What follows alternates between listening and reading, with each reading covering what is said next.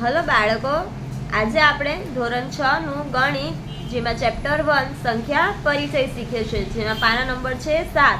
આપણે 7 પરની આ પ્રયત્ન કરવો જોઈએ, જેમાં તમને સંખ્યા આપી છે તેમાં આપણે સંખ્યાનું નામ લખવાનું છે અને વિસ્તરણ લખવાનું છે। સંખ્યા આપી છે 3 લાખ, તો આને કેમ વંચાય?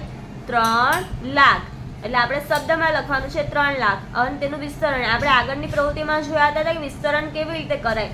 વિસ્તરણ સ્થાન કિંમતના હિસાબે આપણે એનું વિસ્તરણ કરવું પડે। જેમ કે આ 3 છે, કયા સ્થાન પર છે? તો એકમ, દશક, સો, હજાર, 10,000 અને લાખ, એટલે કે 3 લાખની સ્થાન કિંમત પર છે, એટલે 3 ગુણ્યા 1 લાખ થશે, એટલે 3 લાખ થશે। એટલે આપણે અહીંયા 3 ને 1 લાખ સાથે ગુણવાનું। આપણે અહીંયા 0 ને કોઈ પણ નંબર સાથે ગુણશું તો 0 જ જવાબ આવે, એટલે આપણે એને અહીંયા નથી લખવાનું, ખાલી આપણે અહીંયા 3 નું જ વિસ્તરણ કર્યું છે। હવે એવી રીતે આપણે બીજો જોઈએ, જેમાં આપ્યું છે 4,57,928। હવે આને કેમ વંચાય? 4,57,928 સ્થાન કિંમત હિસાબે આપણે એને રીડ કરવાનું હોય અને એ જ રીતે એનું વિસ્તરણ। એટલે આપણે સૌપ્રથમ 4 નું વિસ્તરણ કરીએ તો 4 કઈ સ્થાન કિંમત પર છે? એકમ, દશક, સો, હજાર, 10,000 અને લાખ, લાખની સ્થાન કિંમત છે, એટલે 4 ને આપણે 1 લાખ સાથે ગુણશું। આપણે જોયું હતું કે વચ્ચે કઈ સાઈન મૂકવાની હોય? પ્લસની ચિહ્ન કરવાનું। પછી આપણે 5 ની સ્થાન કિંમત જોઈએ તો 5 ની સ્થાન કિંમત કઈ છે? એકમ, દશક, સો, હજાર, 10,000, એટલે કે 5 10,000 ના સ્થાન કિંમત પર છે, એટલે આપણે 5 ને 10,000 સાથે ગુણશું। પછી વચ્ચે પ્લસની સાઈન।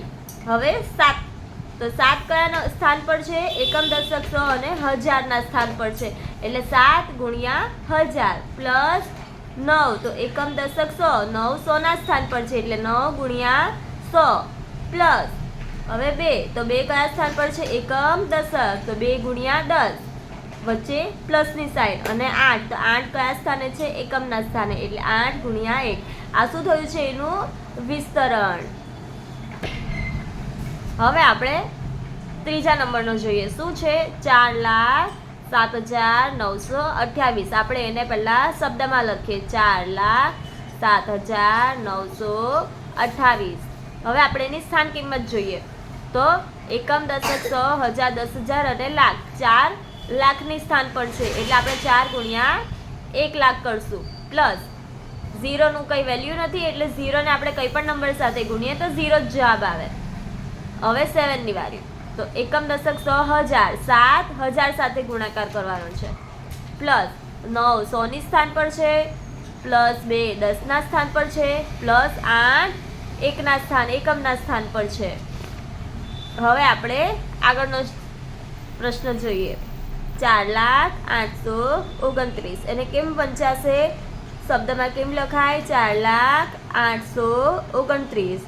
4 લાખના સ્થાન પર છે, એટલે 4 ગુણ્યા 1 લાખ પ્લસ 8 100 ના સ્થાન પર છે, એટલે 4 ગુણ્યા 100 પ્લસ 2 10 ના સ્થાન પર છે, દશમના સ્થાન ઉપર છે, એટલે 2 ગુણ્યા 10 પ્લસ 9 એકમના સ્થાન ઉપર છે, એટલે 9 ગુણ્યા 1।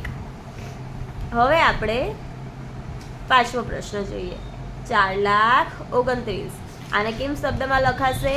4,29,। 4 1 લાખના સ્થાન કિંમત પર છે, એટલે 4 ગુણ્યા 1 લાખ પ્લસ 2 એકમ, દશકના સ્થાન પર છે, એટલે 2 ગુણ્યા 10 થશે અને 9 એકમના સ્થાન ઉપર છે, એટલે 9 ગુણ્યા 1। હલો બાળકો, હવે આપણે પાના નંબર 11 પરની આ પ્રવૃત્તિ જોઈએ। એમાં છે સંખ્યા વાંચો, ખાનાનો ઉપયોગ કરીને તેમને લખો અને પછી તેમનો વિસ્તૃત સ્વરૂપ લખો। આ આપણને સંખ્યા આપી છે, આ સંખ્યા આપી છે, આ એની સ્થાન કિંમતો આપી છે અને તેને આપણે વિસ્તરણ રૂપમાં લખવાનું છે। આપણો પહેલો સવાલ છે, જે સવાલ આપ્યો છે એને આપણે એના સ્થાન કિંમત હિસાબે એને એના બોક્સમાં લખશું। બાળકો હંમેશા યાદ રાખવું કે સ્થાન કિંમત હંમેશા જમણીથી ડાબી બાજુ જોવાય, એટલે કે એકમ, દશક, સો, હજાર, 10,000, લાખ, 10 લાખ અને કરોડ, એમ આપણે જમણી બાજુથી ડાબી બાજુ જવાનું હોય। એટલે આપણે આ સંખ્યા જે આપી છે એમાં આપણે સૌથી પહેલાં 0 ની સ્થાન કિંમત જોઈશું। 0 એકમના સ્થાન પર આવશે, 2 છે એ દશકના સ્થાન ઉપર આવશે, 3 છે એ 100ના સ્થાન ઉપર આવશે, 5 છે એ 1000ના સ્થાન ઉપર આવશે, 7 છે એ 10,000ના સ્થાન પર આવશે અને 4 છે એ લાખની સ્થાન કિંમત પર આવશે. હવે આ જે આપણને નંબર આપ્યા છે એનું આપણે વિસ્તરણ રૂપમાં લખવું હોય તો કેવી રીતે લખાશે? જેવી રીતે કે 4 છે એ લાખના સ્થાન ઉપર છે તો 4ને 1 લાખ સાથે ગુણાકાર કરવાનો, પ્લસ વચ્ચે કઈ સાઈન મૂકવાની છે? પ્લસની.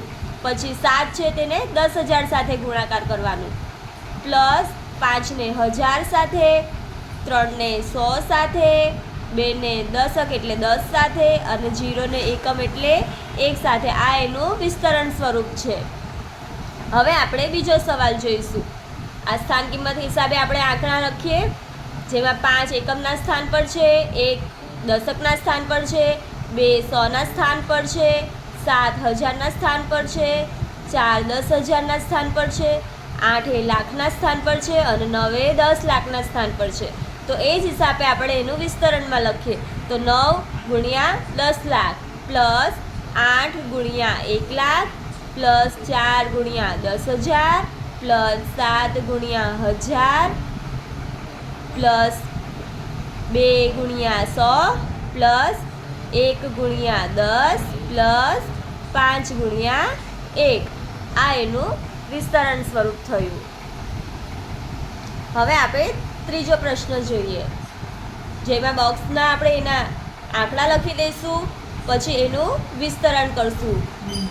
0 એકમના સ્થાન ઉપર, 1 દશકના સ્થાન ઉપર, 3 100ના સ્થાન ઉપર, 5 10,000ના સ્થાન ઉપર, 4 10,000ના સ્થાન ઉપર, 6 લાખના સ્થાન ઉપર, 7 10 લાખના સ્થાન ઉપર અને 9 કરોડ. એકમ, દશક, 100, 1000, 10,000, લાખ, 10 લાખ અને કરોડ. એટલે 9 કરોડના સ્થાન ઉપર છે એટલે 9ને 1 કરોડ સાથે ગુણવાના, પ્લસ 7ને 10 લાખ સાથે, પ્લસ 6ને લાખ સાથે, પ્લસ 4 છે એને 10,000 સાથે, પ્લસ 5ને 1000 સાથે, પ્લસ 3ને 100 સાથે ગુણાકાર કરવાનો છે, પ્લસ 1ને 10 સાથે અને 0નું 0. તેવી જ રીતે આ ચોથો પ્રશ્ન છે. આપણે એની સ્થાન કિંમત હિસાબે એને બોક્સમાં લખી દઈશું. 4 એકમના સ્થાન ઉપર, 9 દશકના સ્થાન ઉપર, 0 100ના સ્થાન ઉપર, 8 1000ના સ્થાન ઉપર, 5 10,000ના સ્થાન ઉપર, 4 લાખના સ્થાન ઉપર, 0 10 લાખના સ્થાન ઉપર અને 3 કરોડના. એટલે 3ને કરોડ સાથે ગુણાકાર કરવાનો, પ્લસ 4ને લાખ સાથે ગુણાકાર કરવાનો છે, પ્લસ 5ને 10,000 સાથે, પ્લસ 8ને 1000 સાથે, 8ને 1000 સાથે, પ્લસ 0નું આપણે 0ને કોઈ પણ નંબર સાથે ગુણાકાર કરશું તો એનો 0 જ આન્સર આવશે. પછી 9ને 10 સાથે અને 4ને 1 સાથે ગુણાકાર કરવાનો છે. મને આશા છે કે તમને ખબર પડી હશે.